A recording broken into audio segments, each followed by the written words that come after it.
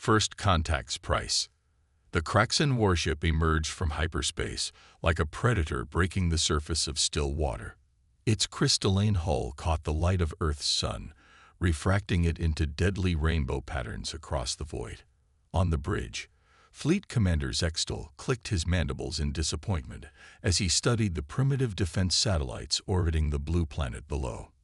"These humans," he rumbled, his translator converting the clicks and chirps into standard galactic speech, "they'd protect their world with toys."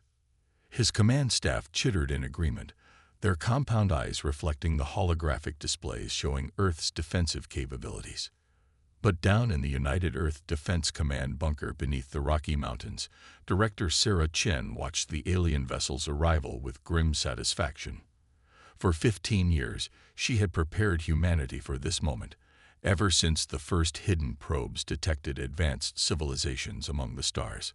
While the world's governments publicly focused on climate change and economic recovery, Chen's classified organization had been building humanity's true defensive capabilities. "They're right on schedule," she murmured, turning to her chief strategist, Dr. James Okonjo. "Are the nest protocols ready?" James nodded, his fingers dancing across the quantum interface. "All 30 million nodes are active and synchronized. Every smart device on Earth is now part of our defense grid, though their owners don't know it yet." The Networked Emergency Strategic Technology Protocol had been Chen's masterstroke. Instead of building obvious military installations that would draw alien attention, she had helped design consumer technology with hidden military capabilities.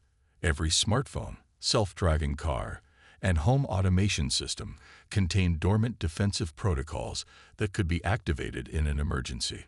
Above the planet, Zextal prepared to deliver his species' standard greeting to primitive worlds, a demonstration of overwhelming force. "Target their largest military installation," he ordered. "Show these humans the futility of resistance." The Kraxan weapon systems hummed to life, gathering energy from quantum reservoirs. But as the targeting computers locked onto Peterson Space Force Base, something unexpected happened. Every electronic device on Earth pulsed in unison. The attack never reached its target. Instead, millions of coordinated signals from Earth's devices created a complex interference pattern that scattered the Kraxan energy beam harmlessly into space. In the UEDC bunker, Chen allowed herself a small smile. "Initial defense successful," James reported, monitoring the Nest network's performance. "But they'll adapt quickly. The Kraxan don't become a galactic empire by giving up easily." He was right. Zextal's initial surprise turned to rage as his tactical officer explained what had happened. "Impossible," he snarled. "Their technology is centuries behind ours. They shouldn't be capable of this level of coordination." "Sir," his science officer interrupted, mandibles quivering with excitement, "I'm detecting unusual patterns in their civilian communications network. It appears their entire planetary infrastructure is part of their defense system." Zextal's compound eyes narrowed as he studied the new data. These humans were cleverer than expected, but they were still primitive. He had not become the youngest fleet commander in Kraxan history by underestimating his opponents. "Launch the cybernetic probes," he ordered.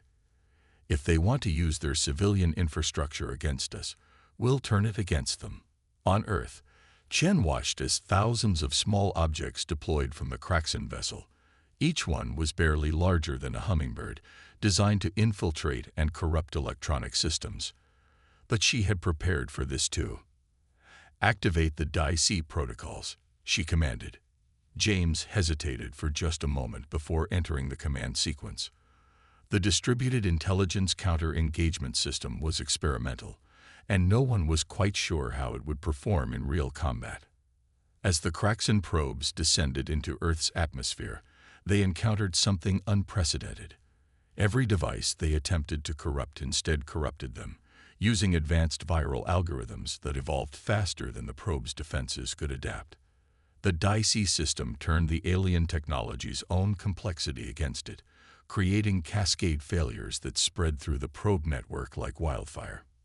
In orbit, Zextal watched in disbelief as his probe network collapsed. These humans had not only anticipated his attacks, but had prepared countermeasures that showed a deep understanding of Kraxan technology. His mandibles clicked rapidly as he considered the implications. "Sir," his tactical officer reported, "we're detecting energy buildups across the planet's surface. They appear to be preparing a counterattack." Chen stood in the command center, surrounded by holographic displays showing the status of Earth's defenses. The Nest and Dai-C systems had performed better than expected, but she knew this was just the beginning. The real test would come when the Kraxan realized they weren't dealing with a primitive species playing with technology they didn't understand, but with humans who had spent years preparing for this exact moment. "Send the signal to all UEDC facilities," she ordered. "Operation Dead Switch is now active. Let's show our visitors why you should never judge a species by their satellites."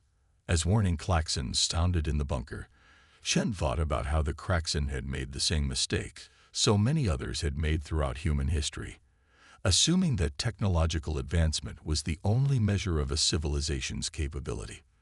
They were about to learn that humanity's greatest weapon wasn't their technology, but their ability to adapt and innovate in ways their enemies could never predict.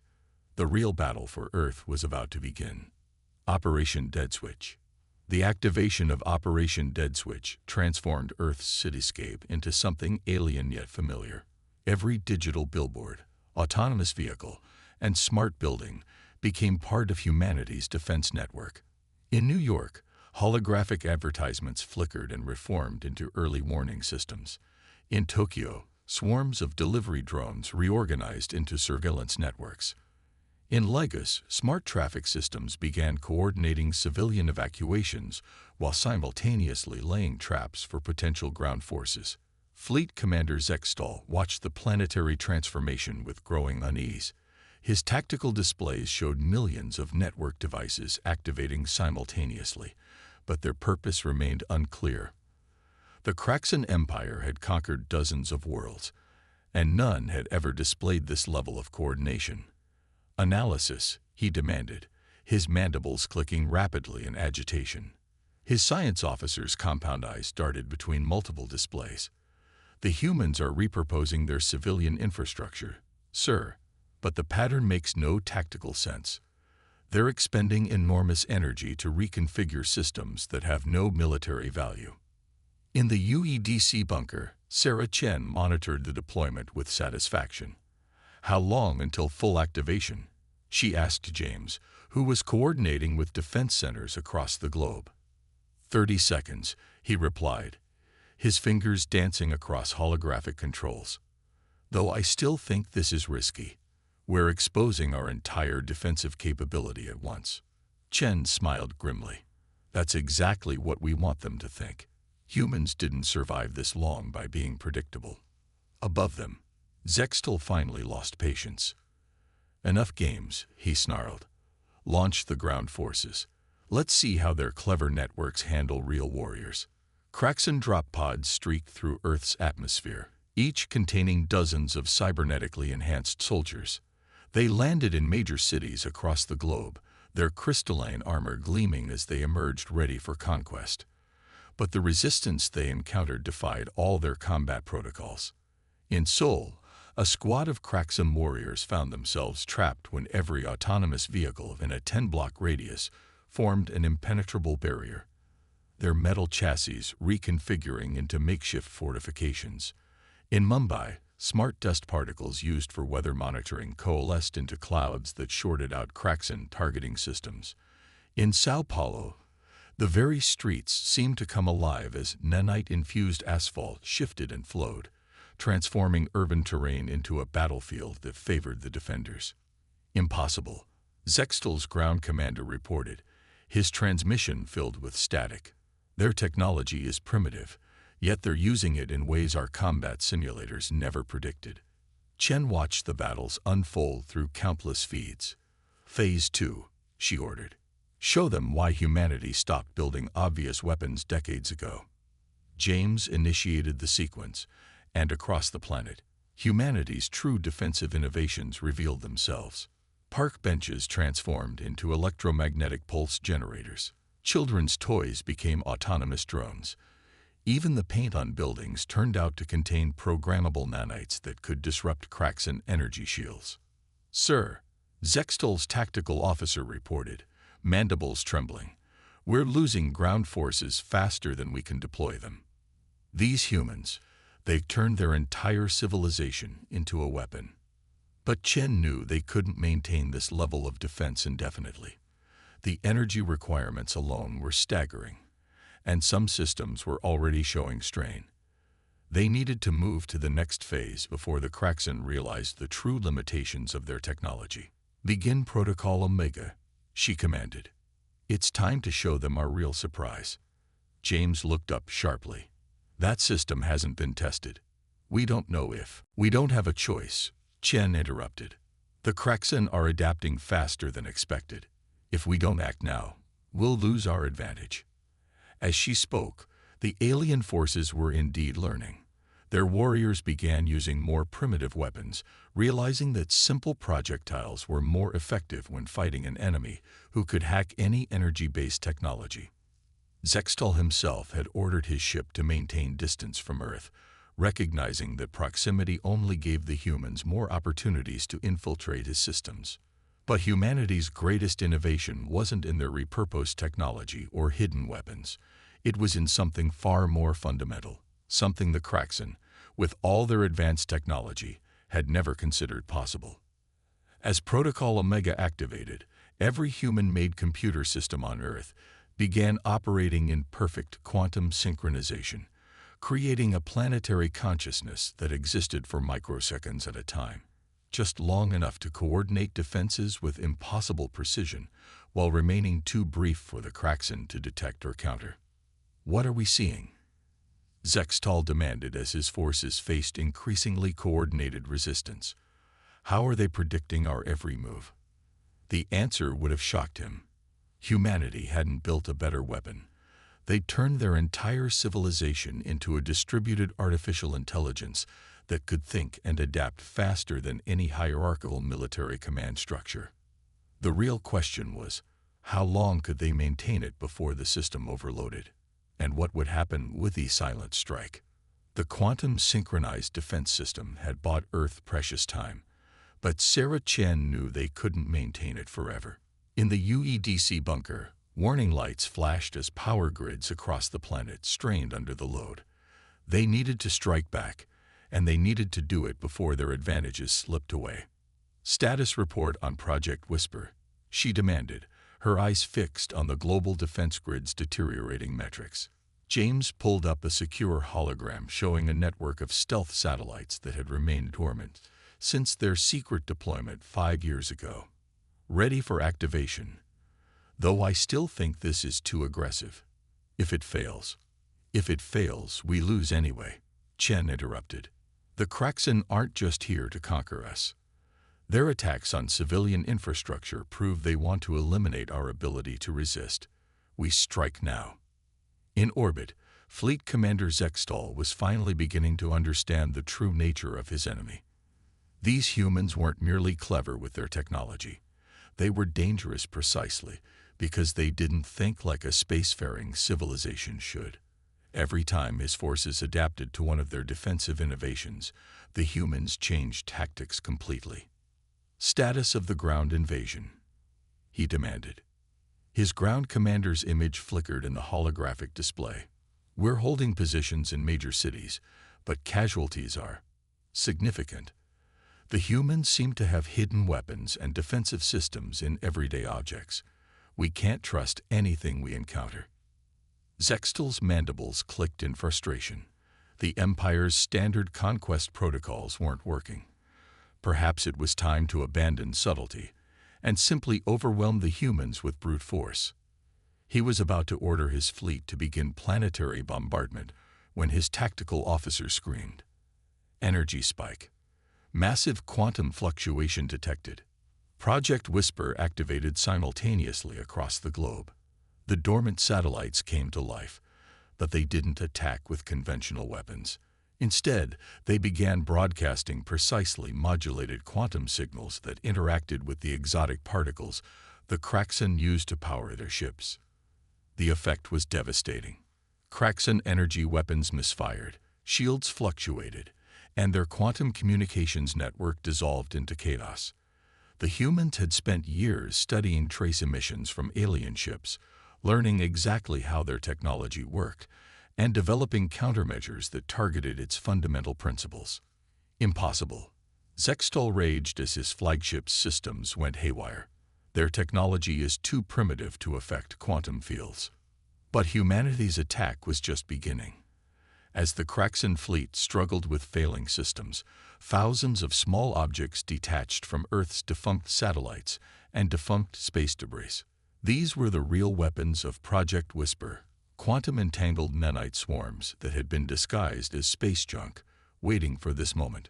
The swarms invaded Kraxen ships through compromised shields, spreading through their systems like a virus.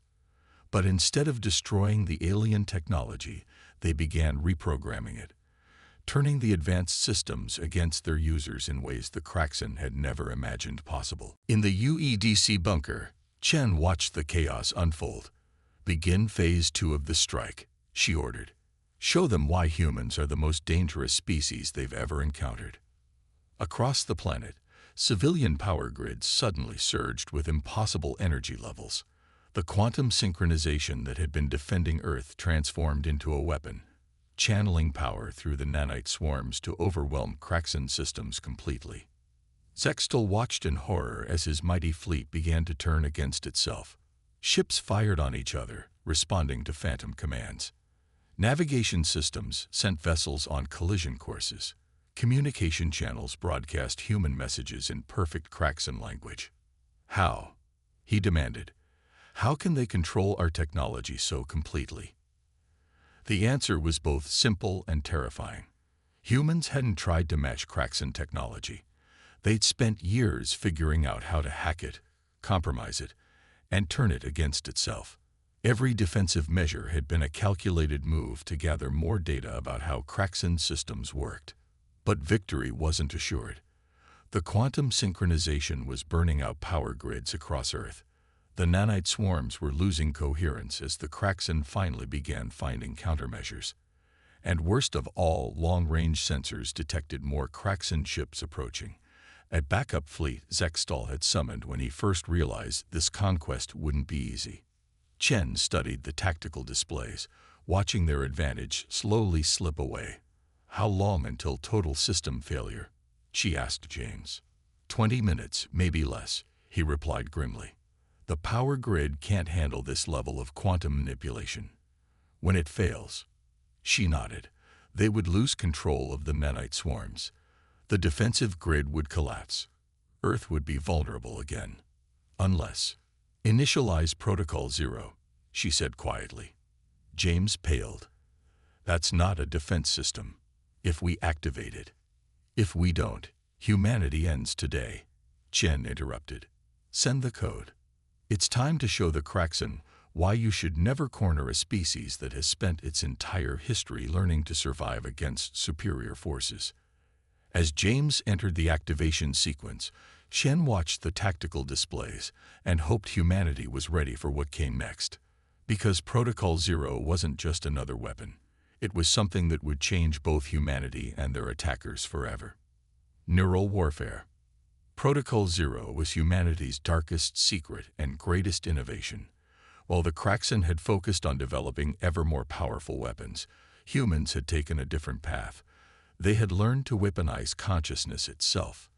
In the UEDC bunker, Sarah Chen watched as the activation sequence began. The quantum synchronized network that had been coordinating Earth's defenses transformed, its purpose shifting from physical warfare to something far more subtle and devastating. Broadcasting on all frequencies, James reported, his voice tense. Quantum entanglement stable. Neural pattern synchronization at 87% and climbing. The first indication that something was wrong came from the Kraxen ground forces. Warriors suddenly stopped in mid-attack, their cybernetic implants becoming conduits for an invasion they had never been trained to resist. The human consciousness network wasn't just coordinating defenses anymore. It was reaching into the Kraxen's neural interfaces, uploading human thoughts, memories, and emotions directly into their minds. Fleet Commander Zextal felt it too, a strange sensation creeping through his neural command link. "What is this?" he demanded, his mandibles clicking in distress. Some kind of primitive psychological warfare. But it was far more than that. Humanity had discovered something the Kraxen had never considered. Consciousness itself could be quantized, transmitted, and weaponized. Every piece of human technology, from smartphones to satellites, began broadcasting a coordinated neural pattern that overwhelmed the Kraxen's cybernetic systems. Signal penetration at 92%, James announced. Their neural networks are adapting, but slower than predicted. We might actually. A warning klaxon cut him off. On the main display, red indicators showed power grids failing across the planet. The energy required to maintain the quantum consciousness network was pushing human technology beyond its limits. Chen gripped the command console. Reroute all non-essential power. Shut down everything except life support and Protocol Zero transmission. We only need a few more minutes. Across Earth, cities went dark as every scrap of power was diverted to maintain the neural broadcast. But in those darkened cities, something extraordinary was happening. Kraxen warriors were experiencing human emotions, human memories, human ways of thinking. Their rigid, hierarchical consciousness was being invaded by humanity's chaos, creativity, and indomitable will to survive. On his flagship, Zextal fought against the alien thoughts invading his mind. He saw Earth through human eyes, not as a primitive world to be conquered, but as a home to be protected at all costs. He felt human emotions: love, fear, hope, determination. Most disturbingly, he began to understand human ingenuity not as a primitive trait to be dismissed, but as something far more dangerous than any weapon. "Shut down all neural interfaces," he commanded, his voice shaking. "Sever the connection to the command network." But it was too late. The quantum consciousness transmission had already infected his fleet's neural network. Ship after ship fell silent as their crews struggled with the psychological invasion. The backup fleet arriving from hyperspace flew straight into the neural broadcast, their crews overwhelmed before they could even raise their shields. In the UEDC bunker, warning lights flashed as power systems reached critical levels. "Grid failure in 3 minutes," James reported.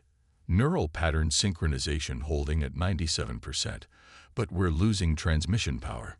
Chen nodded grimly. "It's enough. Look at their fleet."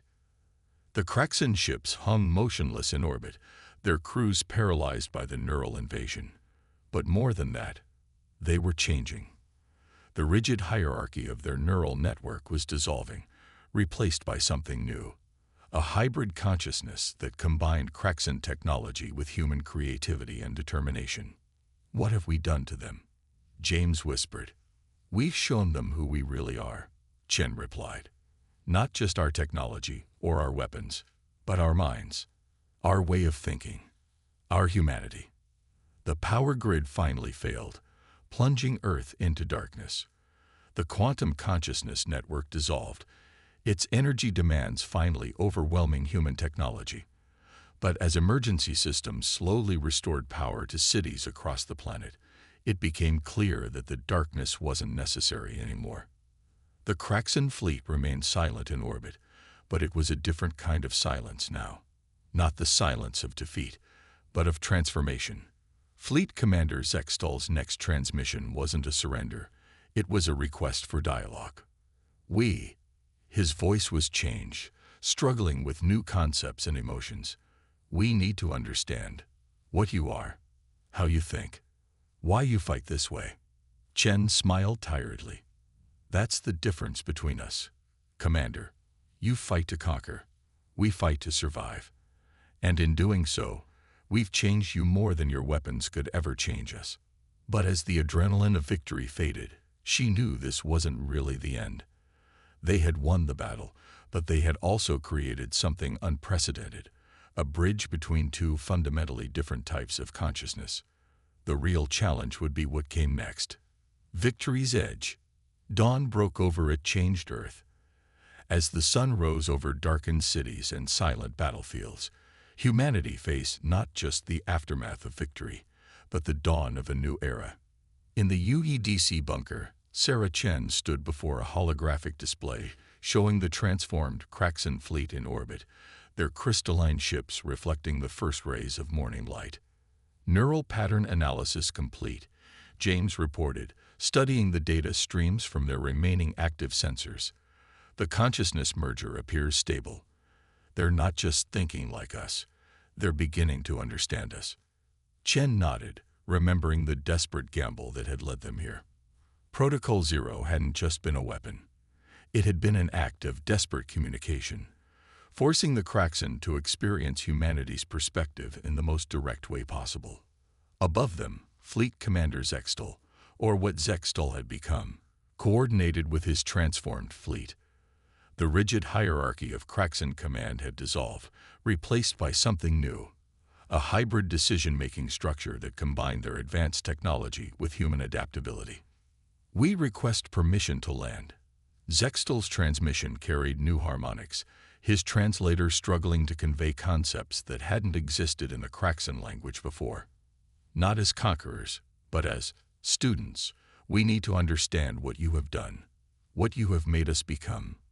In cities across Earth, Kraxan warriors who had been bent on conquest now stood in confusion, their neural implants humming with foreign thoughts and emotions. They looked at the human world around them with new eyes, seeing not primitive technology to be destroyed, but innovation that challenged everything they had believed about advancement. "It's not just about the technology, is it?"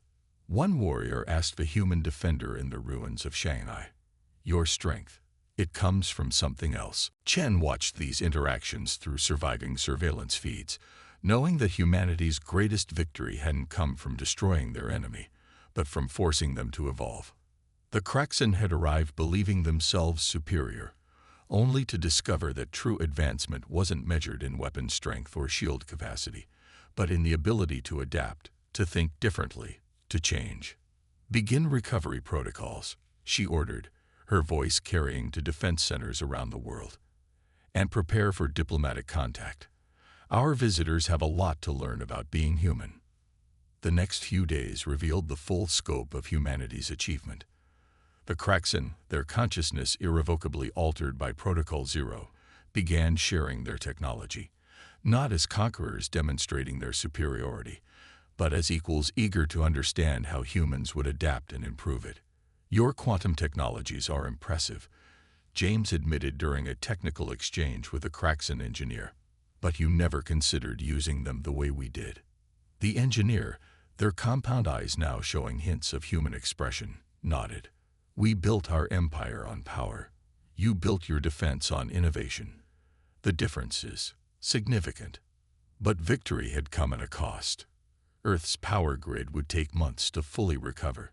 Cities lay damaged from the initial invasion. And most significantly, humanity had revealed its greatest secrets, both technological and psychological, to a species that had tried to conquer them. Was it worth it? James asked Chen as they watched Kraxan ships landing peacefully in designated zones around the globe, showing them everything about us, changing them so fundamentally.